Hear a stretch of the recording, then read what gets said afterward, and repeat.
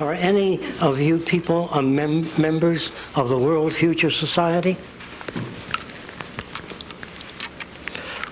I'm sure most of you heard of Arthur C. Clarke. Will you raise your hands? Good. He said that if he wrote a book that everybody enjoyed and understood, he said he wouldn't be saying anything new. Think about that. What I'm going to talk about is going to change some of your lives, the way you look at yourself and the way you look at the world around you. The subject matter is not the kind of matter you get from ordinary sources or books. So I would like your participation in an experiment.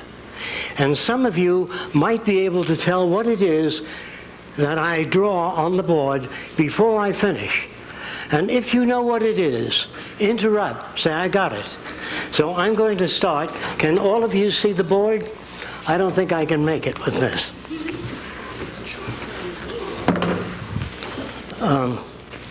Can all of you see the board? Can you hear me all right? Okay. The minute you know what it is, interrupt.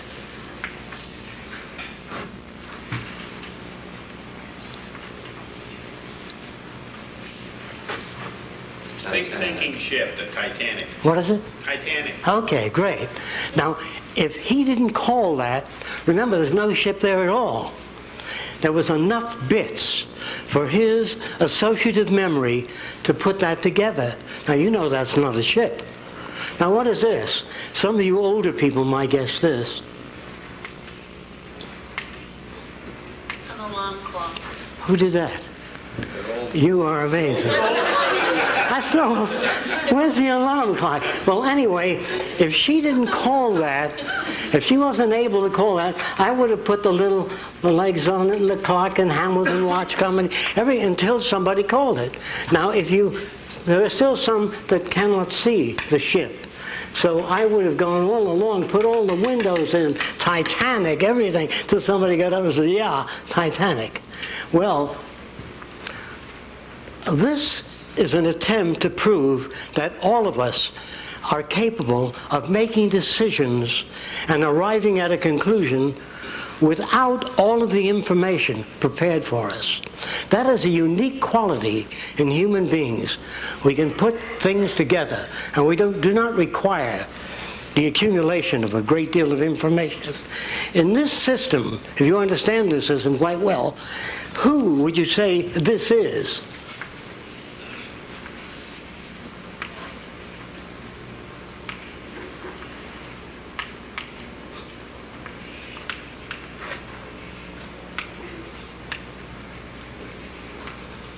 Lincoln.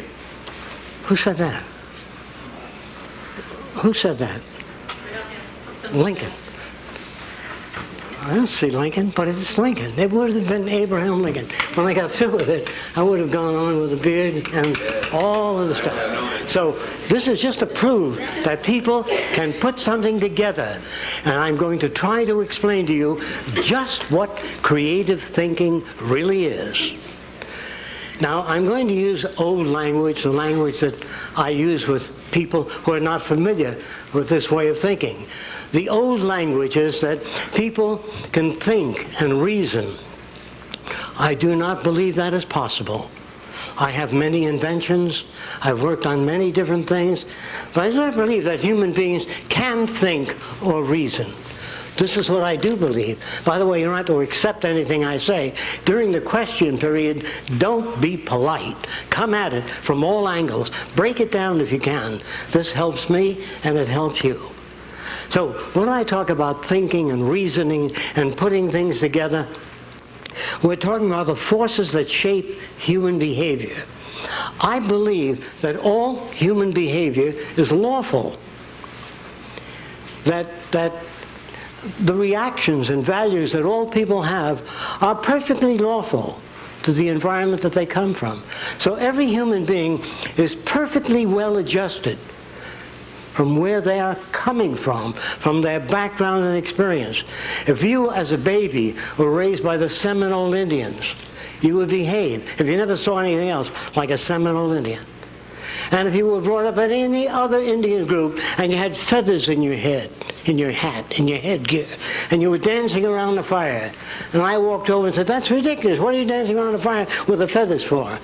You don't take your hat, throw it on the ground, and say, "You know, I never thought of it that way." We can't do that. We're victims of culture. We look at the world with our background. We have no other way of doing it. Psychology is kind of a rudimentary form today, an attempt to grasp at the factors that shape human behavior, the factors that are responsible for the way we look at ourselves, other people, and the way we behave, or, if you wish, misbehave. I don't believe that any human being misbehaves. They use whatever tools they know of, whatever tools they're familiar with. Language is a tool. If someone were to show you a picture of an airplane, what appeared to be an airplane, without wings, well, people look at it and they stand back and they say, "It'll never fly." But they don't say, "How do you propose to lift off the ground without wings?" That's the key to communication. Now, a very famous scientist, deceased now, tried to get the government and people to put up sufficient funds to monitor outer space, to try to make contact with extraterrestrial life. I want to try to say this to you and think about what I say. Toss it around. I'm using the old language because you're not that familiar with these values. If people or beings or things can travel 100 million light years through time and space, they are not humanoid. The storage system for water would occupy miles, and all of the facilities required by humans would take up tremendous amounts of space and require tremendous amounts of energy. Now, there are people that talk of flying saucers that land here on Earth, and they go to some farmer, you know, and they take him into the saucer and they do all kinds of experiments on them. Now, first of all, people do not travel hundreds of millions of light years to pick up some farmer and ask him what kind of suspenders he wears. Carl Sagan wanted to communicate with extraterrestrials. He hoped that they in turn would communicate with us. Now, you know that the Republicans can't communicate with the Democrats.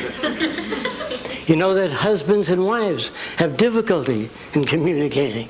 Children and parents have difficulty because the language we use was designed a long time ago. And it is inherently difficult to get ideas across in the language that we use today.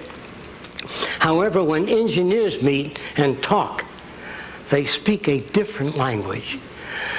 One engineer might present a very thin cable and says, "This can support 5,000 tons."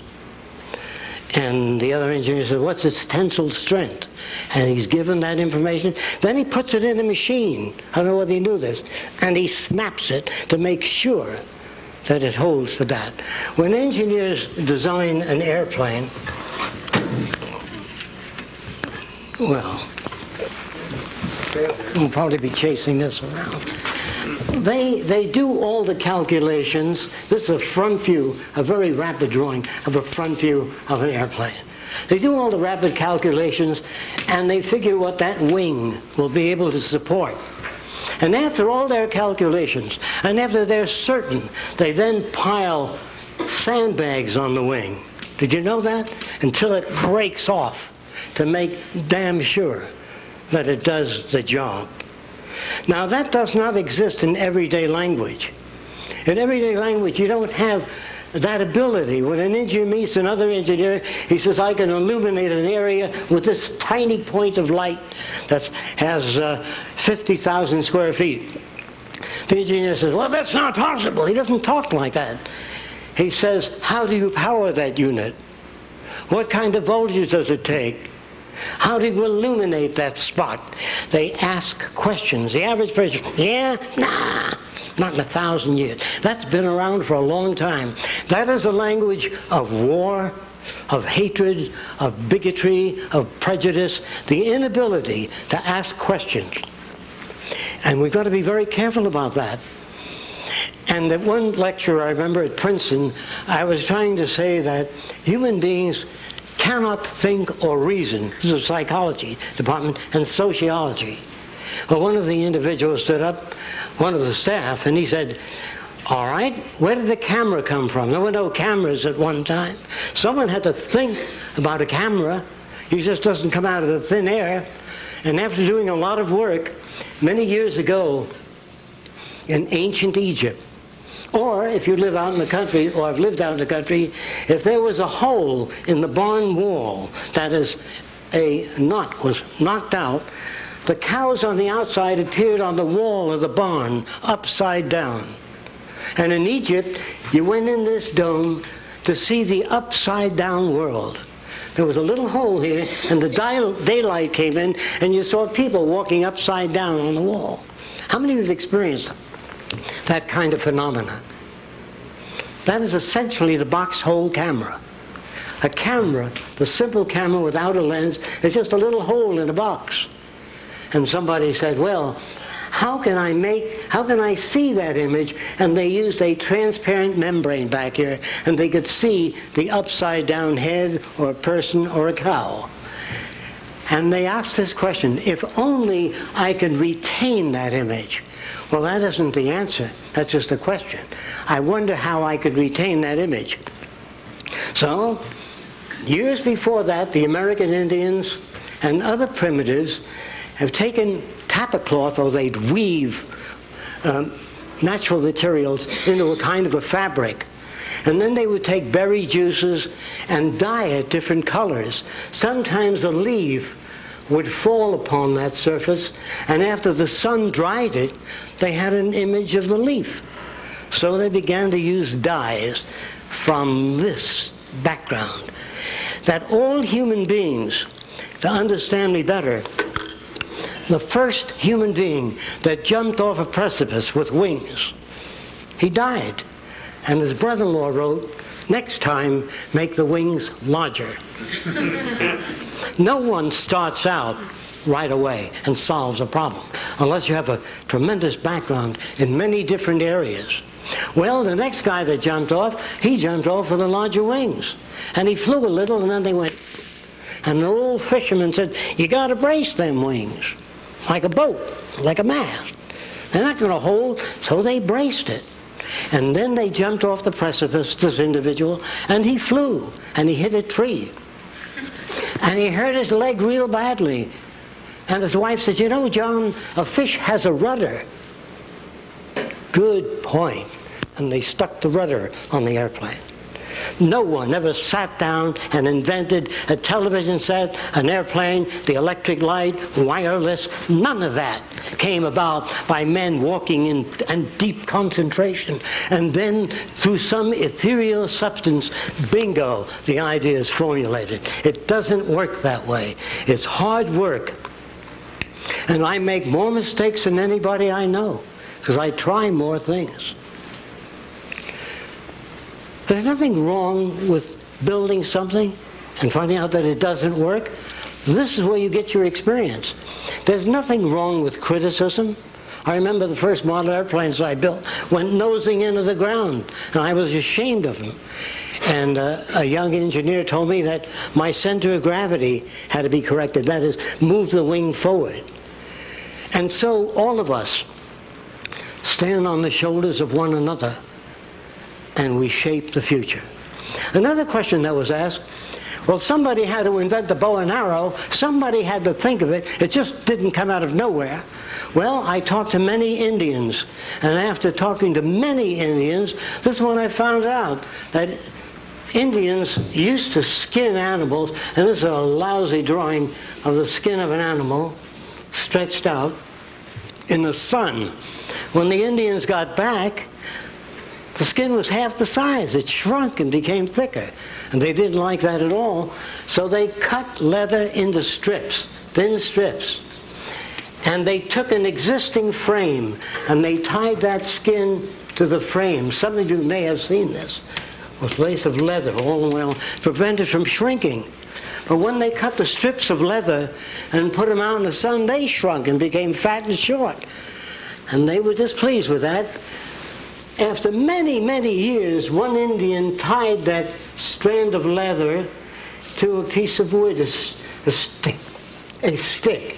He split the top, tied a knot, and tied the leather to the stick. When he came back, hoping that it would dry and not shrink, the stick took this form. It was bent. He plucked that in and went, bong. Well, and after many years, somebody took another piece of wood, put it in, and pulled the string, and off it went. Well, if man can't think or reason, where did the movie camera come from? Somebody had to think of that. It doesn't exist out there. Well, here's where it came from. Many, many years ago, thousands of years ago, in China, they used to take a candle and they'd take some bamboo paper at the time and put it in front of the candle, and then they'd cut out a little figurine of a human being and put the candle behind it. And as the candle undulated, the little person would dance and they'd play music. That was the beginning. How did that happen? Some guy had a candle and a piece of paper, and he just happened to be behind it, and his finger appeared to move on the screen. And so he extracted or built upon that phenomena. Then later something interesting occurred. The Chinese used to take these tremendous scrolls and open them up. Well, they then later taped, or they wired, or they used gut and tied many pages together and built a kind of a pad. But in order to get to a particular page, the Oriental would mark the corner of the page so that they can find with a symbol. And as you flip through the pages fast, that little dot would jump all over the place. Well, years later, an individual drew various successive pictures of a bird in flight and put them down on the corner of the paper and flipped it. And the little bird wings began to move up and down. Well, a Frenchman saw that, and he took little pieces of cardboard and he put them in a circular pattern.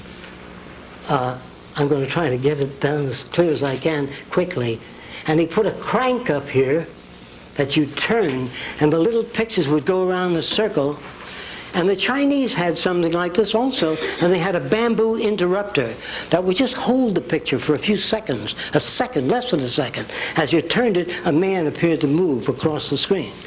Well, the Frenchman machined that out of brass, did a beautiful job, and when you turned the crank, the person walked with smoother motions rather than these abrupt motions. Edison saw that unit that the Frenchman designed, and he turned it into this position. I guess I can't work with that microphone. Can you hear me back there? Okay. And what happened is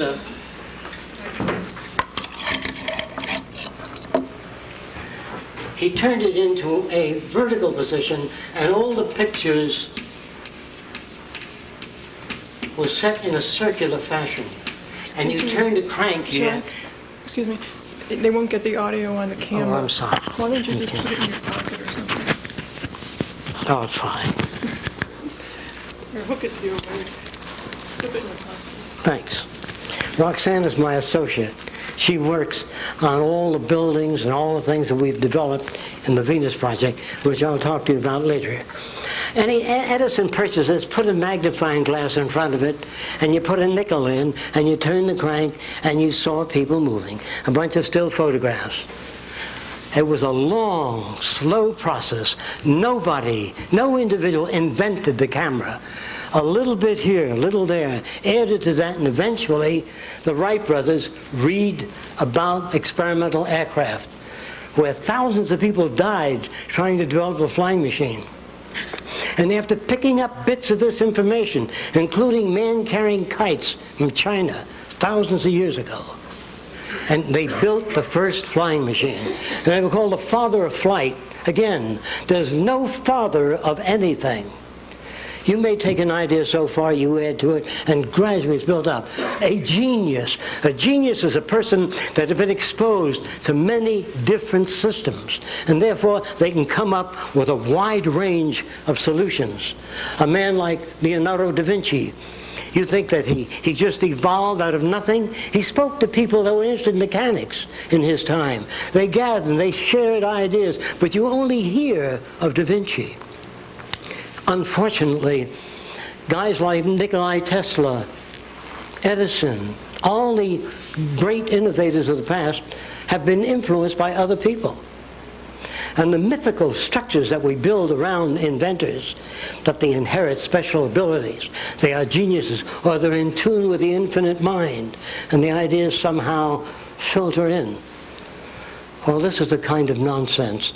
It's the same story about, is there intelligent life out there? The real question is there intelligent life here? We don't think so, not yet. I'm serious, I'm not kidding. What is intelligence? Well, the ability to reason things out. You can't have that ability unless you've had experience in particular areas.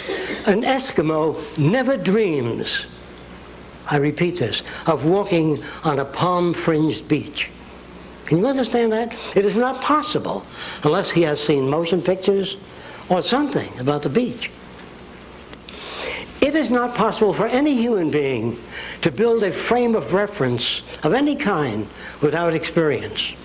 I know where every invention I ever made came from. I know the influence, the books I've read, the people I've known, everything that shaped those values. And sometimes people say, well, when did you think of that wonderful idea?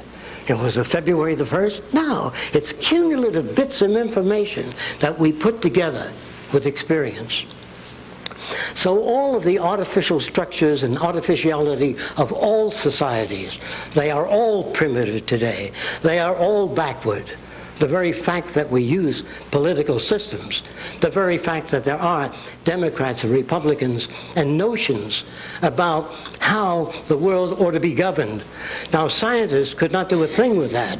If you want to put a man on the moon, you have to know what the distance is precisely.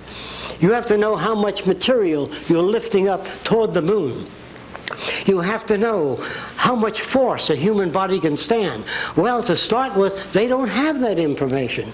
So they build special devices, a big centrifuge. They put a human being in it, and they whirl it around. They say, how are you doing? And the guy conks out. And they say, well, this is how fast you can rotate certain groups of people.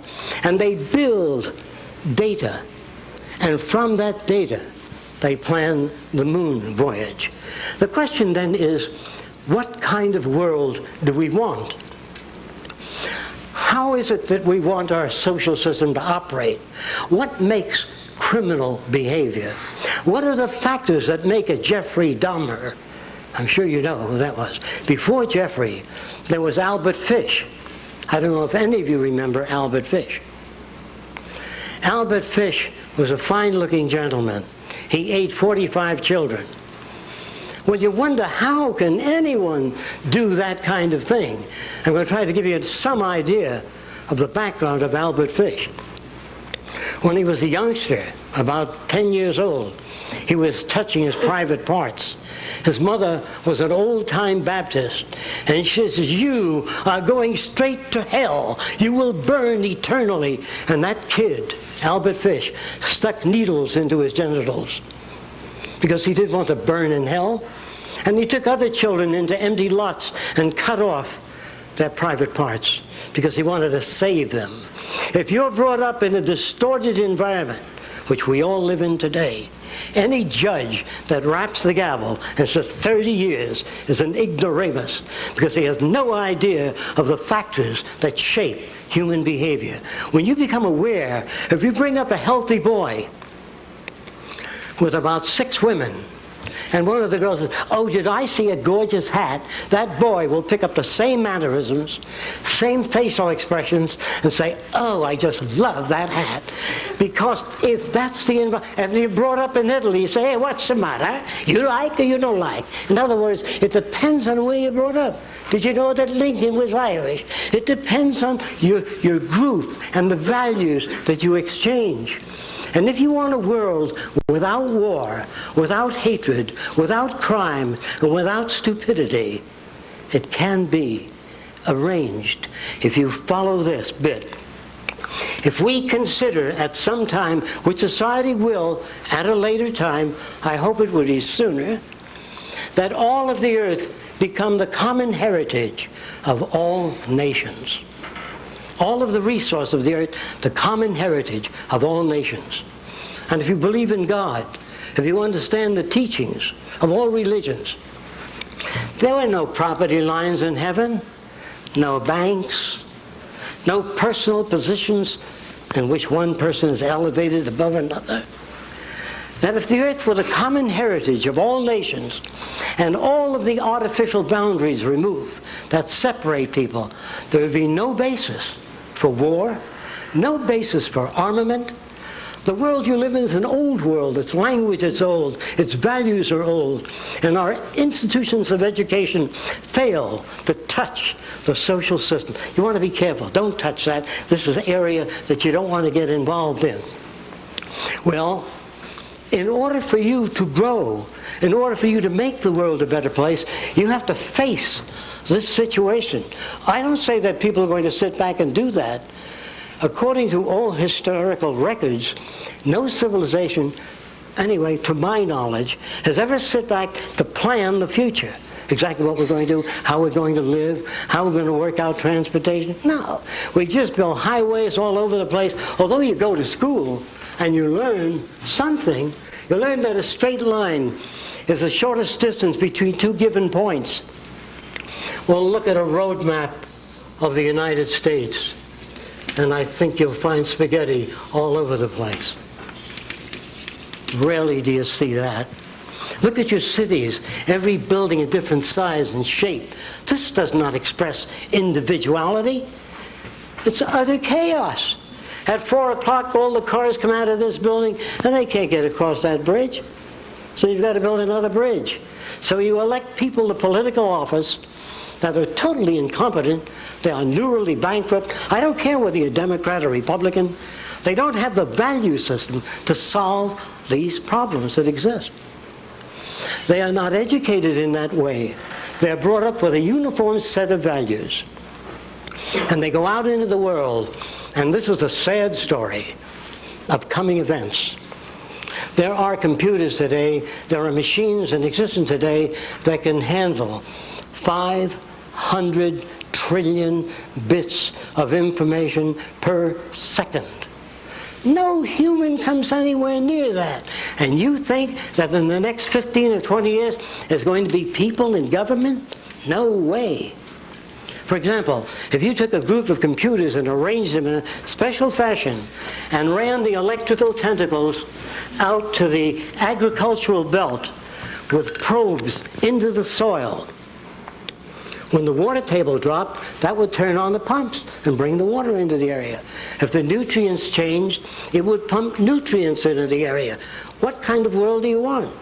I don't think any of you here, maybe a few of you, might remember when human beings used to operate elevators. They turned a crank, they never quite got to the floor, up and down. Finally, they became automated. Step back, it's a lovely day today. How are you, Mr. Jones? If they scan your face, and they'll take you exactly to that floor.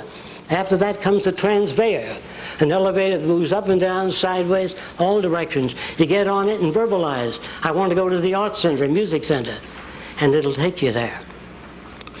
The kind of world you live in and the automobiles that exist as transportation units are dangerous because they have a bumper in front and one in the back. And I'm sure that if an extraterrestrial visited the Earth, they say, what are those shiny things in front and back of the vehicle?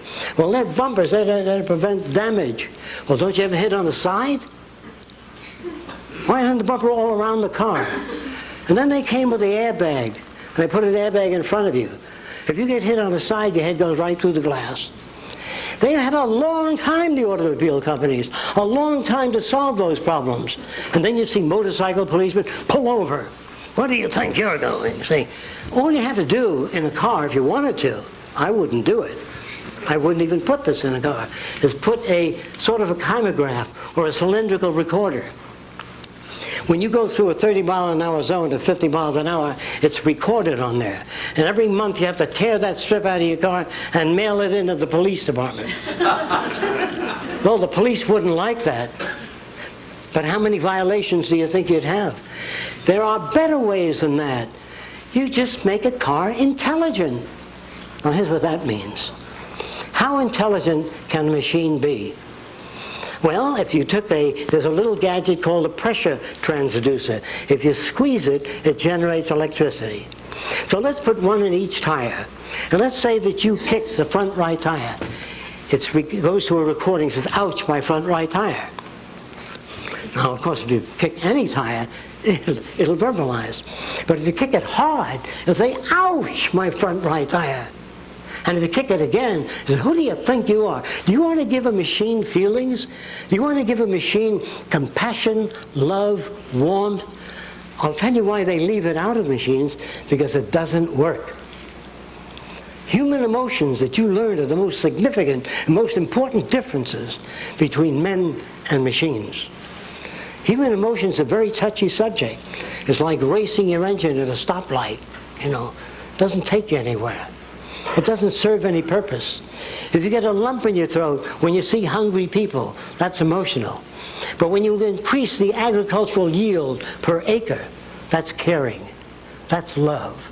Love is transforming all of the verbal and paper proclamations to a way of life. The shameful thing about our century is that there was only one Edison, one Louis Pasteur, one Nikola Tesla, one Madame Curie. We should have had thousands of them, and we will, once we get rid of the artificial boundaries that separate people. Once we get rid of nationalism, patriotism.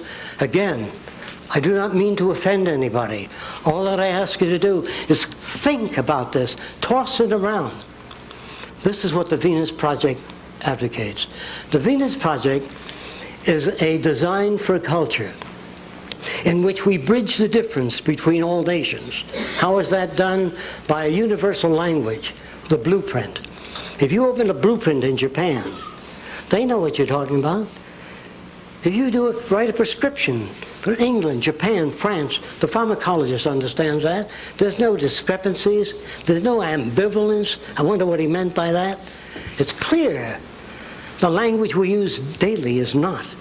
The language of warmth and love are verbal excuses and verbal outlets for some people for avoiding their responsibility to make the world a better place for everyone. The smarter your kids are, the richer my life. Every kid on corner shooting up drugs, going nowhere, you're going to have to pay for in the future. Therefore, it is efficient and functionally selfish to build a better world for everyone. If you try to do it, people come to me all the time and they say, can you design a city with a wall high enough so when the U2K problem comes, or the system breaks down, or the banks fail, we will be protected? I said, sure, I can design that, but there are people that will drive by with launching mechanisms right over your little wall. There's no place you can hide. We have 25 acres. People call it Eden 2. It's beautiful. But if the bottom falls out of this culture, there will be people at my front gate with children. How about some food just for the kids? The next day, 50 people. Everything looks solid to you. Everything looks solid and stable. And the future looks promising. But here's the truth. I have seen an XY plotter, that is a machine that moves in 3 dimensions. They put a scalpel in that machine and an X-ray of a brain tumor. And this machine removed the brain tumor on a cadaver in about 1/10 the time. And doctors think, oh, just the industrial work on the production line. He's on the way out, but not me. I can think. Well, let me say this again. The typewriters that work the speech, today you talk to your computer and you get a type, and also corrects your English, restructures your sentences, makes recommendations. How much longer do you think people are going to be in positions in industry and government making their own decisions. We don't believe that anyone ought to make decisions. We believe that people ought to arrive at decisions. Now here's what that means. You go across the country and pick up samples of the soil from all over the nation. You bring it to Central Agriculture, analyze that soil, and then turn to your health department and ask them what people need. Manganese, whatever they need. And what is this soil good for? What should we grow? Tomatoes, and then rotate the crop, move to something else. That's what I mean by surveying the conditions. Not, what's your opinion? What's your opinion? Democracy is a crude and vulgar system, and should have been phased out centuries ago. But we don't have enough outside points of view on radio and television. When I talked this way on the Larry King Show, he said to me, just a minute, I depend on those people that you're attacking. I wasn't attacking the automobile companies. I just said that if you did that, it would be safer. If you put proximity units on automobiles, most of you have them in your home now. When you walk over the building, the light goes on. That's a proximity unit. Put that in your car, and if you're backing up and a child is crawling behind you, it stops, no matter how much you step on the gas. I don't want any sign slippery when wet. I want an abrasive put in the highway and take that sign down so it's not slippery when wet. I don't want to say to kids, stay away from drugs. I want to make life so interesting for people that they don't want drugs. They don't want to dull their senses. They want to become keen, and they want to become fully aware, I'm using older language, and conscious of their surroundings.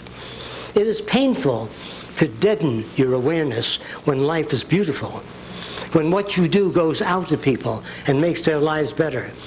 In one session at Princeton, I changed the values of many people. They walked out discussing this for years thereafter, and I still get letters today. I went into an area of New York called Hell's Kitchen. The kids there were considered very bad.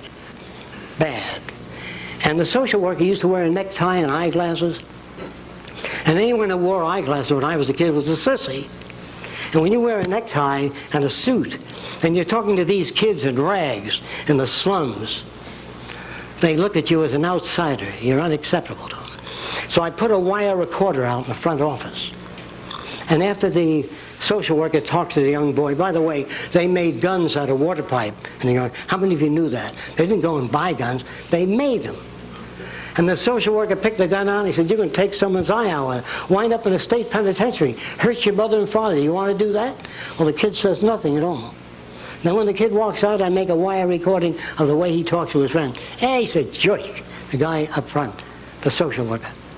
Then I walk over to the social worker. How'd you make out with Johnny? I had a good talk with the boy. I believe we established rapport. How do you know that? He says, I felt it intuitively. Then I play the tape. By the way, it was a wire recorder. I play the tape of the kid's answers. And he says, I'm grateful so-and-so. I said, no, just say, I don't know how to get to Johnny. I know how to get to Billy. I've tried 8 different methods. None of them worked. So I said, watch what I do next week. I walked in the office, picked up the gun. I said, I understand you made this gun. He said, I told the guy I made it last week. This is in New York City. I used to make recordings of this. I wanted to use it in a film later.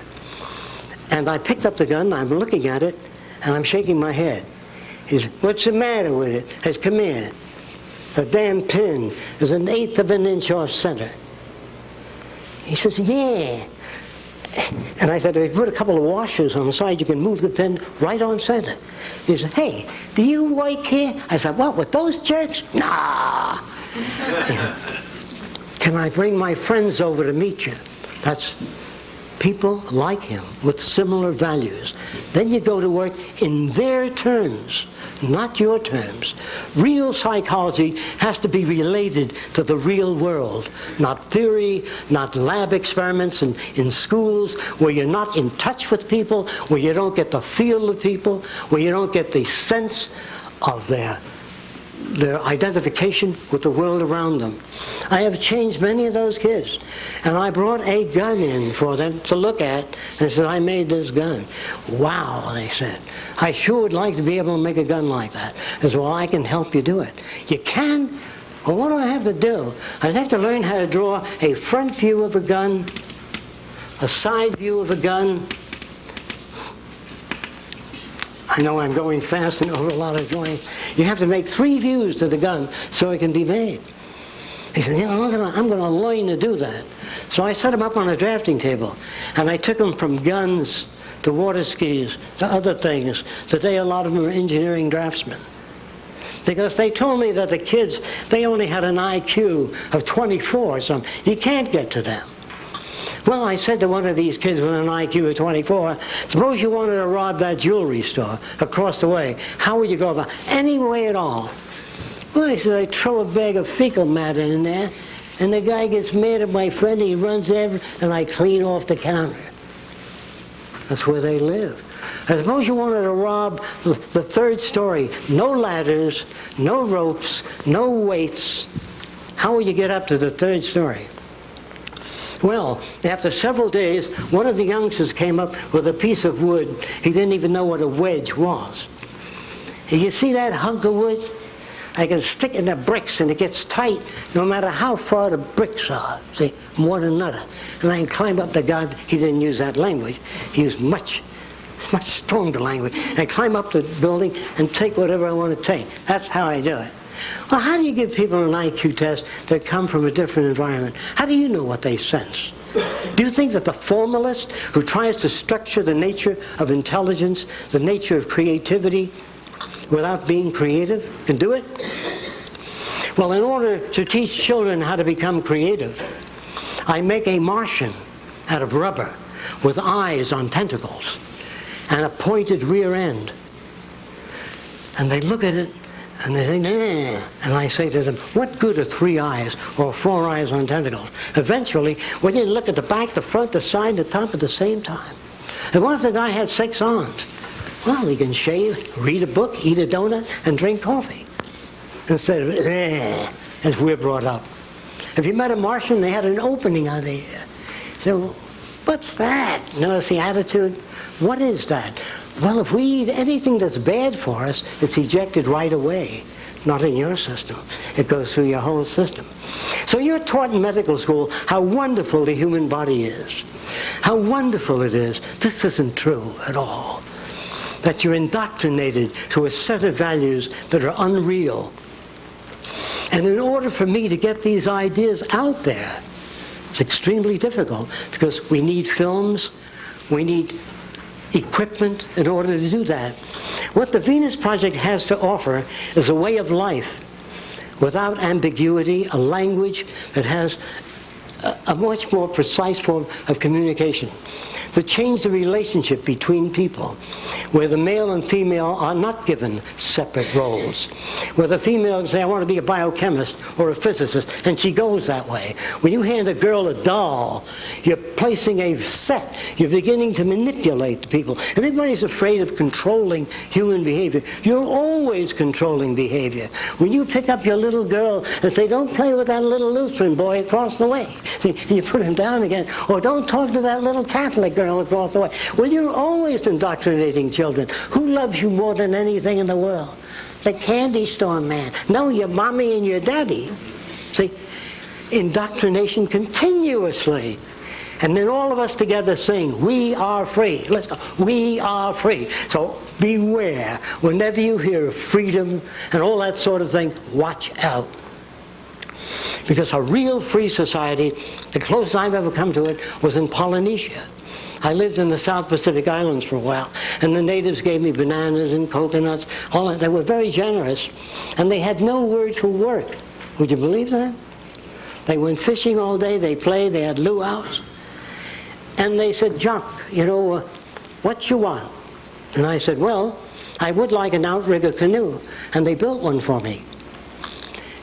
A few days after they brought it to my hut, I heard some rustling outside, and they were all carrying the canoe away. I said, what's going on? You no use. It was a different value system. Now, the men and women walked around nude on the island when I got it, a long time ago. And I never saw a native poke another native, hey, get a load of that chick. None of that. None of that. They looked at the eyes of women when they talked to them. Never, hey, look at that. Never at the legs. The motion picture cameras in all your movie theaters are dollying up and down the hindquarters and all. And you wonder why men are like that? They are not like that. They are made like that by culture. Then the missionaries arrived. And the little girls used to come to church, you know, innocent, listening. And they put the T-shirts on them. And the girls had no idea why they were putting T-shirts on them. What's it for? It's like me covering your nose. You can't go into room B unless your nose is covered. Well, the girls cut 2 holes in the T-shirts and came to church. So, we're dealing with many different cultures, subcultures, and values. Our culture, if we are to grow and build a civilization worthy of humankind, we have to have a quantum jump in the way we look at our world, people, and ourselves. The Venus Project is the redesign of a culture in which the elements that comprise the culture are different. For example, our cities are round, not because I like round cities. The city is round. The center of the city has a socially integrated computer. This may be a medical center. This might be an engineering center. And if you work in the medical center, you live in beautiful gardens with running streams and waterfalls. And every district is the same distance from the center. There are no cars in the city. You get on a conveyor and dial where you want to go to. There's no crime in the city. Just before the public library in the United States, people said, well, you can't really do that. The people never bring back the books. They'll keep them. They won't return them. Of course, all that was incorrect. I want to build a library where any child can walk in, check out a camera, check out art materials, check out water skis, make things available. People don't steal. No one's going to hit you on the head to take your watch off if it's available. Well, how are you going to pay for this central library that gives children these things for nothing? Well, it cost about $50,000 to keep a kid in jail 1 year. An adult, $75,000 a year. Food, clothing, shelter, dental care. Isn't it easier to do it in a different way? I would love to go to Mexico and say, what's your problem? They say, well, senor, we don't have the modern machinery you have. Give them modern machinery. Build schools for them. And they won't be coming over the border. What makes them come over the border? Hunger, lack of employment. They say, oh, it's the goddamn Mexicans, you know what they're like. Oh, there's nothing like that. Everything is shoved by something else. You are told that a tree falls over. You are told that a sailboat sails. A sailboat cannot sail unless acted upon by a resident force called the wind. A tree does not fall. If it rains and it's asymmetric and the soil becomes loose, gravity does the rest. The tree doesn't fall. Plants do not grow. They require radiant energy, nutrients, water. Stop any of those things and the plant stops. Human beings are not self-operating entities. We are operated by many resident forces. Of course, many of us are not aware of that. It looks like we're perfectly free, making our own decisions. I know I think for myself. I'm sure you do. That's an illusion. Because if you're brought up to believe in the Kennedy rocker, you want one for your home. It'll injure your back, distort your anatomy. But Kennedy had one like that, and I want one like that. When you break the patterns that have been established by existing society, you begin to move people in a new direction. I admit I could get up here and give a very pleasant lecture of how wonderful everything will be in the future. A helicopter in every garage, you know, a house in suburbia, another on the beach, maybe one in Hawaii. This is the future. That is not the future. Those are the illusion generators, and there are lots of them. Gregory once told me that being black and living in the South, Dick Gregory, he said, whenever I was late for work, I couldn't run to the bus because they would wonder what that blackie was up to, running. See? In other words, We project our value system into others. We project characteristics into others. We have to find out what we are really like. Now, many people tell me they want to find themselves.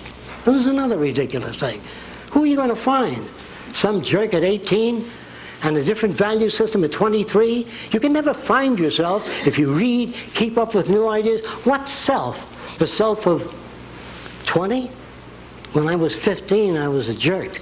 And as time went on, I learned more about many different things and knew how much I had to learn in order to move forward. There is no finding yourself. People come over to me and say, I want to know how I relate to the cosmos. We don't even know how a single cell splits. And they want to know how they relate to the cosmos. What a bunch of verbal crap. Really, it's meaningless. And so, I'm sorry that I only have 1 hour to try to give you ideas along different lines. Generally, it takes seminars. It takes a lot of demonstration and films. I did not mean to offend any of you. I hope that I didn't. Thank you for your time.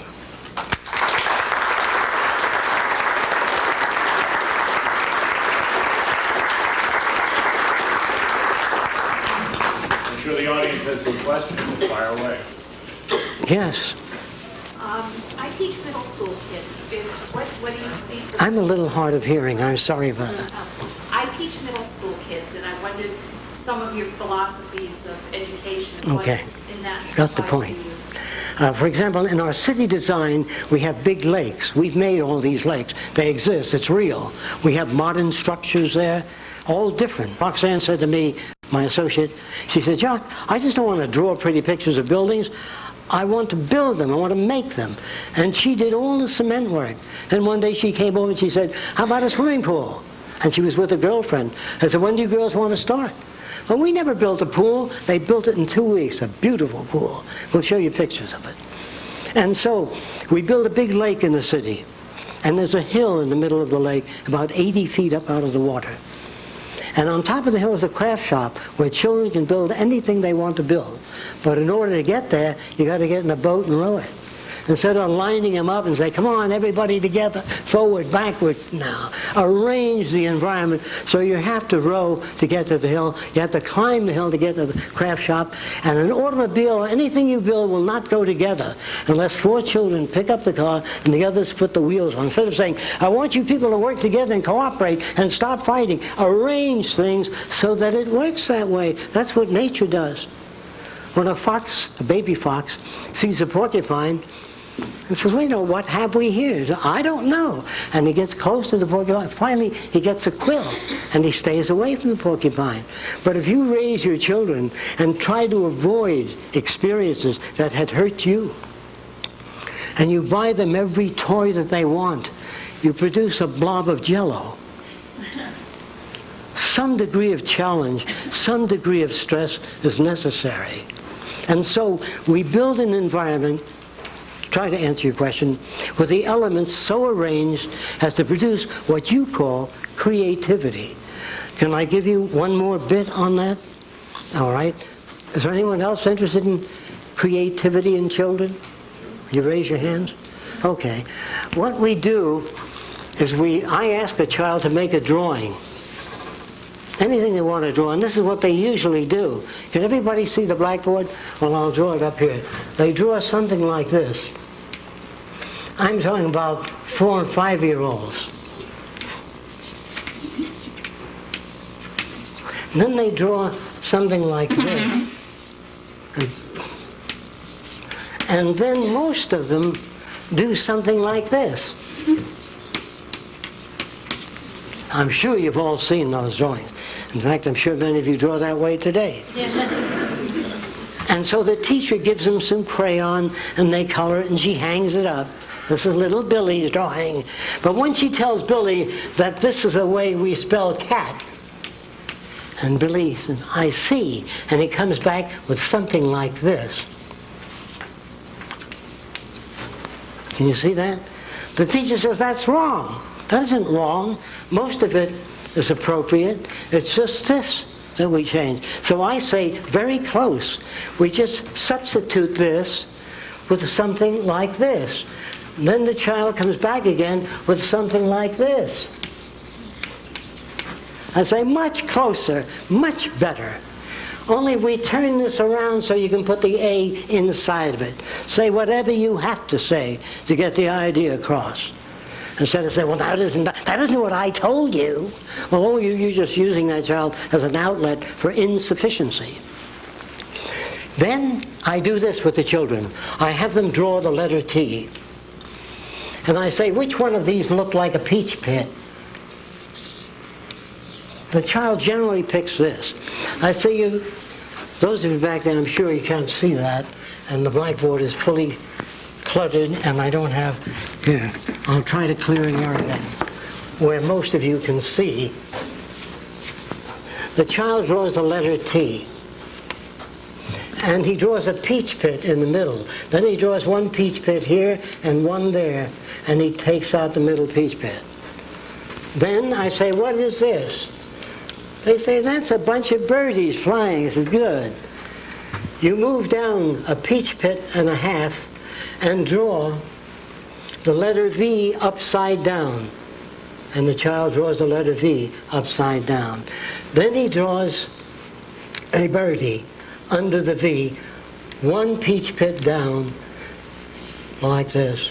And then he joins another birdie to that and a half round beneath that and one peach pit above. He does this. And then I say to the child, what is this? That's a heart. I said, good. Half a heart from the top of the eyebrow to the bottom of the nose.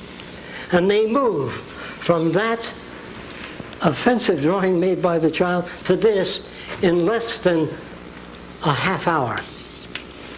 And I'm talking about 5 and 6 year olds moving into this realm, drawing sports cars, turning them around. And we give them crayon and chalk because we want them to bring out their artistic ability. You can't bring out anything if there's no basis or structure for it. If you sit in the woods and meditate on your navel for 3 years, you'll have a tremendously clear picture of the navel and nothing more. So you have to work to get information. You have to arrange things so that it generates what you call creativity. Now, a psychologist in one session said that, well, I know 2 children that came from the same environment, and if environment is everything, one turned out to be a gangster, the other a minister. If environment is everything, how do you get those differences? The minute you pick up one child and start playing with it, and the other stands there with that lip out, you're making jealousy and envy. There's no such thing as the same environment. So when I pick up my little girl, I pick up my older little boy. You never work with one child. Why can't you keep your area clean? Your brother does all the time. You leave all your things around. Well, when he trips and falls down the stairs, his brother smiles. An inhibited smile, of course. But he does smile. So we build these artificialities in the world we live in today. We've got to interfere and change things. Those of you that would like to know more about the Venus Project, we have a video, a tape, and a book introducing the basic conceptual layout of what it's about. Any other questions? I can't go into more detail. Yes? I find your views about the future interesting, but how do you account for human nature? How do I account for what? Human nature. Human nature. Human nature is the way people have found other people to behave over many long years. They appear to manifest greed, jealousy, envy, even animals. If you take a cat and put it on your lap in the presence of the dog may growl. And a psychologist, that's what I mean by the nature of the beast. So I said, come on down to my lab in about a week. So I picked up my cat, put it on my lap, and the dog's tail starts wagging. Because you reinforce the dog before you pick up the cat and put it. The cat is a threat to the dog's security. The dog wants you to pet it, not the cat. So You give the dog these ambivalent feelings. But you can have 15 kids in the room without jealousy, without envy. It is not human nature. It's human behavior that's shaped by culture. Like I said, if you were brought up in China years ago, you'd walk with your hands in your sleeves and shuffle and wear a long pigtail. And say, well, that's human nature. That's not. That's the influence of environment on your behavior. Dancing is the same thing. Dances change over a period of time. Music changes over time. So there is really no human nature. Think about it. Toss it around. There is varying degrees of human behavior. If we wish to understand the factors that generate our value system, that generate the way we look at the world, you have to go back in time and study these things. I'm sorry again, I can't go into much more detail, just a general overview of the Venus Project. Yes? You mentioned a universal language. Are you speaking about something like Esperanto? No, that wouldn't do. Or interlingua? Yes. No, that wouldn't do. The language has to have a physical reference. In other words, that means that, suppose we took some tungsten and hit it with high-pitched sound, and bouncing off that tungsten, a pattern occurred on a screen that looked like that. Now, this was the nickel, and this is the iron, and we learned how to chart that pattern. When you wrote tungsten, you do this in the future. So it's always like chemistry, like a pharmacologist reads a prescription, assuming the doctor's handwriting is good, looks at that prescription, and it turns out the same product. We don't want individuality in that area. We want uniformity. Is there a place for individuality? You know, in the next few years, the word individuality will go the way all the other crude and vulgar terms went. Individuality, when you buy a Mercedes, if you can afford it, and you turn the key, you want it to start, not sometimes, all the time. And when you turn, you want it to turn. And when you put the brakes on, you want it to stop. So it's called quality control. Variations in human behavior, which we call individuality today, is poor quality control. In the future, the question of people, then wouldn't everybody be uniform then? Well, the question of uniformity is essentially this. They will uniformly like anyone they meet, uniformly share ideas and resources, uniformly share knowledge with everyone else, and uniformly courteous to everyone else. That's the only kind of uniformity. As far as the accumulation of wealth, property, and power, this will be considered part of the age of the Bulgarians. To us, this is all normal. This is a thing to do, to become successful. Well, in my early days, I wanted to be successful, and a company came to me and said, we have a bunch of Mexican women and Indian women that sit at a conveyor belt, and they pick the black beans and they pick the white beans, throw them in another box, and they said, can you improve that? I said, how far do you want to go? How many beans can you deliver? So what I did in the early days is I built a big bicycle wheel with hollow spokes that turned like an airplane propeller into a vat of beans, sucking up one bean to each vacuum tube. And then there was a photoelectric cell here. If the bean was black, it tripped it with a wire. And as you sit and watch, those beans went up like this in the big vat. And in 8 hours, we did the work that 50 women took 3 months to do. Now, I would like my machines to come in, but I would like them to get a shorter workday, an increase in purchasing power. If machines do not improve the lives of people that work in automobile factories, if they're automated out of existence, so will you be automated out of existence. All of us can be automated out. Roxanne recently had some area, she does architectural renderings, site plans. There are machines that do that some years ago. CAD. There are machines today that make models. If you take a vase and put it on the table and it's scanned, they have a laser beam that penetrates a fluid and solidifies that fluid in the exact shape of that vase. You can do it to England, China, anywhere in the world. And I want to repeat this. Machines today, that is 3 months ago, could handle 500 trillion bits of information per second. I don't care how many humans you get together, there's no place for human behavior in the next 20 years. There's no place for human participation in the next 20 years, or maybe less. No one can predict the future precisely. I am not gentle. I don't pull my punches. I can't afford it. I respect you. I like you too much. I would rather tell you things as they are, not generate additional illusions.